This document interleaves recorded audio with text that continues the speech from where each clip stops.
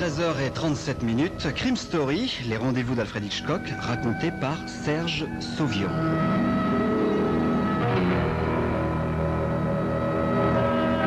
Aujourd'hui, une belle espionne de Joss Patcher.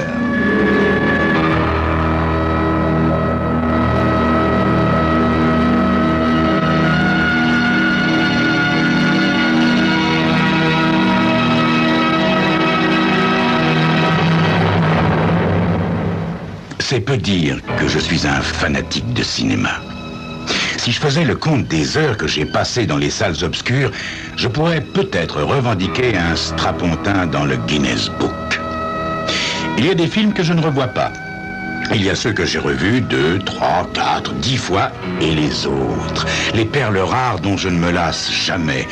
En général, des thrillers, des suspens. J'aime frissonner, oui, j'adore frissonner. Remarquez, je ne passe pas toute ma vie au cinéma, quand même. Je suis confortablement installé dans les affaires. Mais je me soupçonne d'avoir choisi une branche internationale à cause des films qu'on passe dans certains longs courriers. Oui, le cinéma, vraiment, j'aime. Je ne peux m'empêcher de sourire quand je repense à cette aventure qui m'est arrivée en Europe au printemps dernier. La façon dont tout a commencé pourrait être comparée à une scène tirée de quelques maîtres du suspense.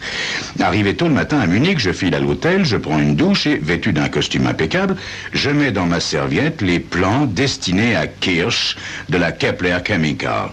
Harris m'a prévenu, Kirsch est un type particulièrement minutieux. Je m'attends donc à passer la journée entière penché sur les formules et les graphiques. Contre toute attente, après une demi-heure d'examen rigoureux, l'ingénieur allemand replie les plans, donne son accord d'un signe de tête et appose sa signature au bas du contrat. Maintenant que j'ai obtenu la signature de Kirsch, je ne vois pas pourquoi je n'irai pas directement à Francfort prendre l'avion direction les États-Unis. Donc, moins de 4 heures après mon arrivée, je règle l'hôtel, je prends un taxi jusqu'à la gare et monte dans le train direction l'aéroport de Francfort. Il y a très peu de passagers dans le train, ce qui me permet de trouver facilement un compartiment vide. Les trains européens m'ont toujours intéressé. Et aux États-Unis, les wagons, avec leurs longues rangées de sièges à perte de vue, n'offrent aucune chance de flirt romantique ou d'intrigue amoureuse, n'est-ce pas ? La seule chose à quoi les trains américains sont bons, c'est à mon avis, inspirer des chansons dans le genre Chattanooga Choo Choo. Regardez ce que les trains européens évoquent. Tenez, l'Orient Express, par exemple, filant dans la nuit, Jane Marple surprenant par la vitre de son compartiment un meurtre dans le train opposé, Sherlock Holmes compulsant une pile de journaux tandis qu'il voyage avec Watson vers un crime mystérieux, et je pourrais en citer comme ça tant et tant. Une sonnerie annonce le départ du convoi. Je me cale sur ma banquette moelleuse pour me livrer à mon passe-temps favori après le cinéma, la rêverie. C'est ainsi que je me souviens du train reliant New York à Chicago, un train magnifique. Car c'est le train dans lequel Cary Grant et Eva Marie Saint se rencontrent dans La Mort aux trousses. Un classique du genre, s'il en est. Un de ces thrillers que je reverrai volontiers tout au long de mon existence de cinéphile. La Mort aux trousses, le favori d'entre mes favoris. Cary Grant, un innocent homme d'affaires de Madison Avenue qui se laisse entraîner candidement dans une sombre et inextricable affaire d'espionnage. Un innocent homme d'affaires comme votre serviteur, n'est-ce pas ? Chaque séquence me revient, chaque séquence de ce film, cette terrible randonnée dans la banlieue de Long Island, ce meurtre aux Nations Unies, cette scène insoutenable où Cary Grant est harcelé par un petit avion sulfateur dans un champ de blé de l'Indiana, et puis cette scène admirable où le traître écrase du pied la main du héros au sommet du mont Rushmore. Et la séquence finale, magnifiquement symbolique, la séquence du train s'enfonçant dans un tunnel obscur. Oh, suspense, suspense. Eh oui, malheureusement, je ne suis pas Cary Grant. Je suis Luke Wooders, homme d'affaires de Boise, Idaho, amateur de thriller devant l'éternel.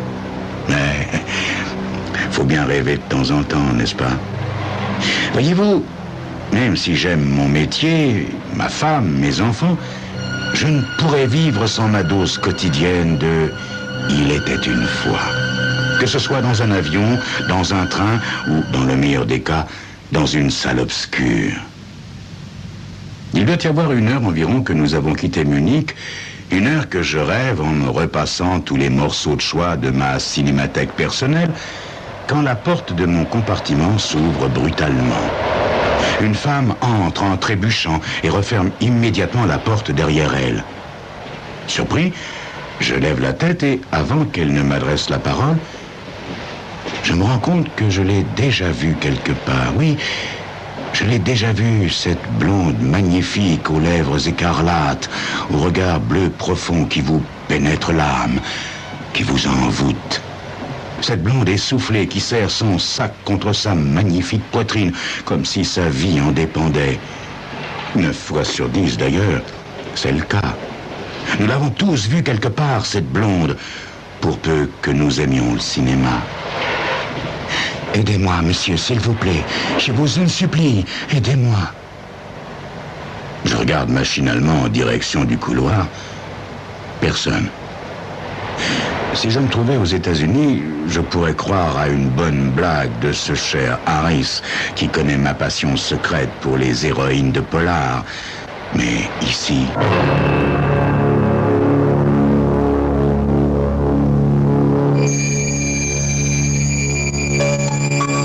J'ai beau me rappeler que je suis Luke Withers, homme d'affaires de Boise, Idaho, et non Cary Grant. Cette blonde essoufflée a tout pour me persuader du contraire. Où tout ça va-t-il me mener? C'est ce que vous saurez dans quelques instants.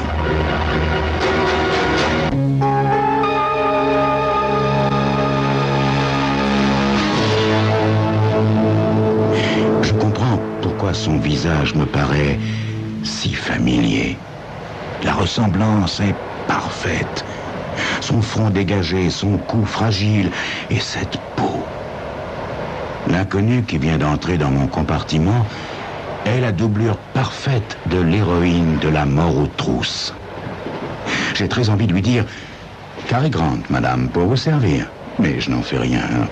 Il y a tellement d'occasions sur Terre de paraître idiot que je préfère éviter celle-ci. Aussi, je prends la première chose de lisible qui me tombe sous la main, en l'occurrence un dépliant publicitaire.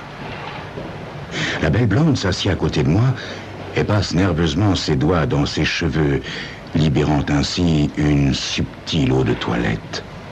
Puis, elle se met à fouiller dans son sac à la recherche d'un paquet de cigarettes et d'un briquet en or. Je sors à mon tour une cigarette, mais je n'ai pas le temps d'atteindre mon briquet qu'elle me donne du feu en me souriant timidement. Le sourire d'une biche blessée qui vous donnerait du feu.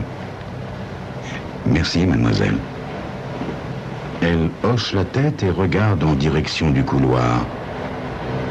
Ses jambes sont longues et magnifiques, gainées de soie noire. J'ai, je l'avoue, de plus en plus de mal à faire semblant de lire le dépliant publicitaire.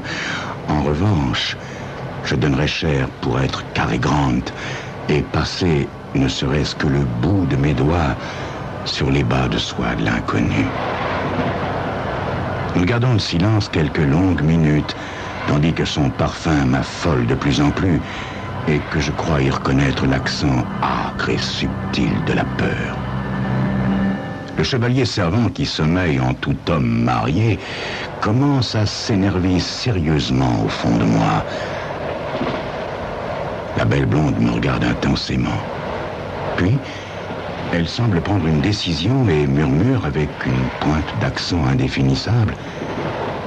Je vous demande de me croire, monsieur, même si ce que je vais vous dire pourrait vous sembler mélodramatique. Mais je ne demande que cela, mademoiselle. Un homme me poursuit. Certains documents importants ne doivent en aucun cas tomber dans ses mains. J'aimerais que vous m'aidiez, monsieur. Mais je ne demande que cela, mademoiselle. Une blonde sonde sulfureuse dans votre compartiment qui vous offre l'aventure, l'émotion, le danger. La séquence type de la belle espionne venue sans doute du froid, du cinéma sur mesure. L'occasion est tentante. Je lui souris pour l'encourager, pour lui donner confiance. Ne vous inquiétez pas, mademoiselle. Je suis là.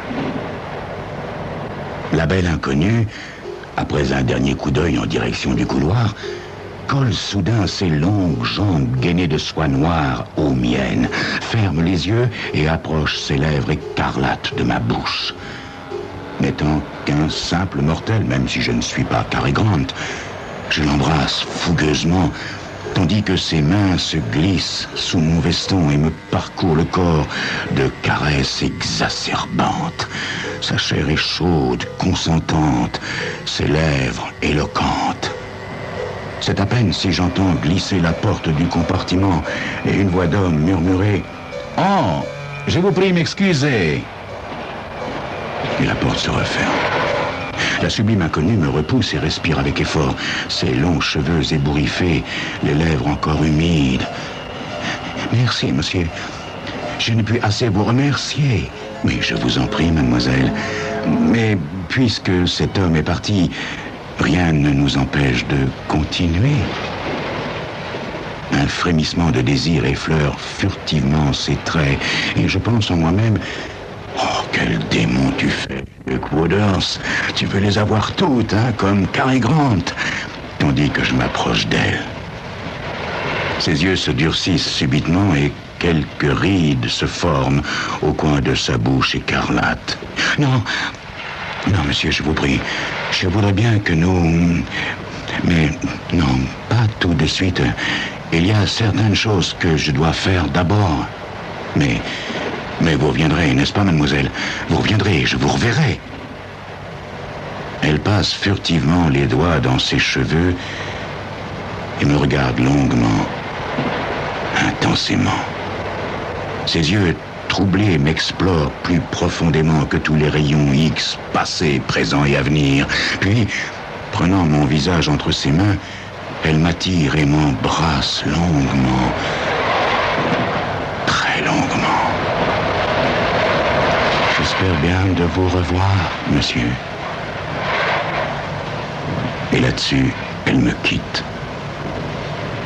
C'est alors que je reprends pied sur terre. Mais allons, doucement, me dis-je. C'est ridicule, voyons. Toi, un homme de 46 ans qui ne peut même plus grimper quelques marches sans être essoufflé, tu es là à rêvasser comme un enfant au sujet d'une inconnue que tu n'as vue qu'une dizaine de minutes. Voilà que tu te prends pour Cary Grant. Doucement. Si Harris l'apprenait, hein?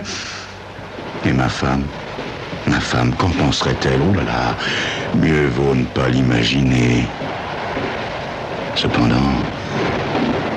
si la belle inconnue revenait... Un quart d'heure plus tard, la porte de mon compartiment s'ouvre à nouveau. Mon Dieu, c'est elle? Non. Malheureusement, il s'agit d'un gros moustachu portant un képi de la Deutsche Bundesbahn.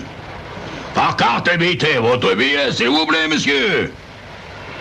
Mon billet est dans mon portefeuille et, en souriant à l'employé, je glisse la main dans la poche intérieure gauche de mon veston. C'est alors que j'éclate de rire. Le contrôleur ne sait s'il doit sourire avec moi ou froncer les sourcils, tandis que je ris comme un malade. Mon Dieu, tout a été parfait, vraiment parfait. La jolie blonde mystérieuse se pointe dans mon compartiment avec un boniment assez idiot pour paraître vraisemblable à un pauvre type comme moi. Tout, vraiment tout a été parfait. Même l'irruption soi-disant accidentelle de son comparse. Ah oui, chapeau, vraiment chapeau. Belle mise en scène pour voler un portefeuille contenant 1100 $, 900 marques et un billet de train. Quel idiot je suis, et dire que pendant un instant, je me suis pris pour Cary Grant. Oh, c'est pas lui qui se serait fait avoir comme ça.